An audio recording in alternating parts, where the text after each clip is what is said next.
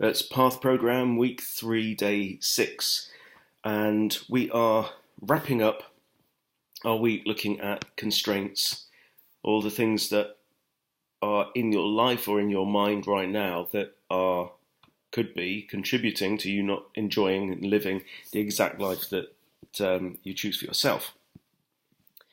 And we started off earlier on in the week looking at the Garden of Eden story and the tree of the knowledge of good and evil, and I want to kind of tie those two together. I find the tree of the knowledge of good and evil to be such a useful metaphor for myself, because really what it's saying is that when we take the position that we know what's right, what's wrong, who's right, who's wrong, what's true, what's false, what's good and what's bad, right? That is what the tree of the knowledge of good and evil does. And the effect of that is that it separates us from everybody else and the world, right? So whenever we say that that's not fair, that's not right, whenever you blame other people or life or God or whatever for things not being the way that they should be, you are putting yourself in that divine position of saying, I know better than anyone else, any of these other 7 billion people, right? I know what's right and wrong. And that's logically impossible. I mean, we've all got our own unique perspective, and everyone's unique perspective is unique, and it's incomplete. So nobody knows. We can't possibly know. And that's okay. So how does this inform us? Well, when we take that position, when we make another person wrong, when we blame somebody for something, two things happen. Well, lots of things happen, but we separate ourselves from everybody else, and it weakens us.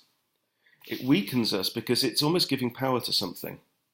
Okay, so I find that if you look through your constraints, there may be fears in there. And those fears may be, is it that something's bad? Is it that, having less money? Is it not being able to do something that you want to do? Let's look at these things and say, okay, well, is there a judgment in that something is right or wrong, good, bad?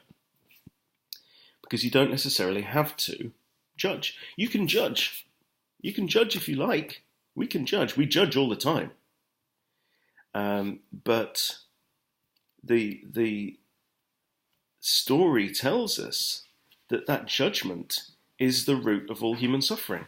When we disconnect ourselves from other people, when we create a structure for living that is not really based on reality, because it's just based on what goes on in here. And what that does is it takes away our ability just to choose, right? So we're not moving away from something because it's wrong. We're not moving towards something because it's right or because it's good. We are making our choices because we choose. It comes from, I choose this, I do not choose that. Very, very simple, very clear and incredibly powerful. So my suggestion is work through the list, see if there's any judgment at all in anything that's left on your list of constraints, so that you can powerfully say, I choose that, right? So I've got my list here in front of me.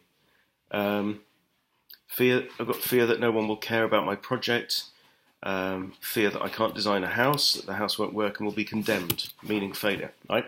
So there's a judgment in there that outcome would be wrong. Maybe. So let it fail, right? So untying the judgment can clear so much stuff up. So what's wrong with failure?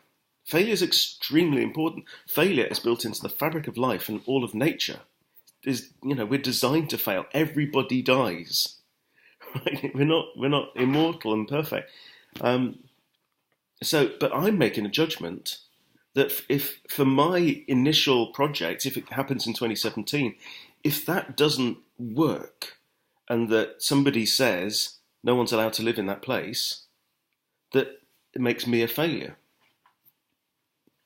Well, it doesn't. That's just a judgment. So let's work through the list to the point where we can powerfully say, yes, I choose to keep playing my video game because I enjoy it. Or not even because. I choose to play my video game when I choose to play it. Right? And then we're in the situation where the power comes completely from this innocence in us, and we're not beholden to anybody else. We're not making anyone else right. We're not, giving our power away in all of those ways that we can do it. So it's going to be an interesting conversation to talk this stuff over. See you next time.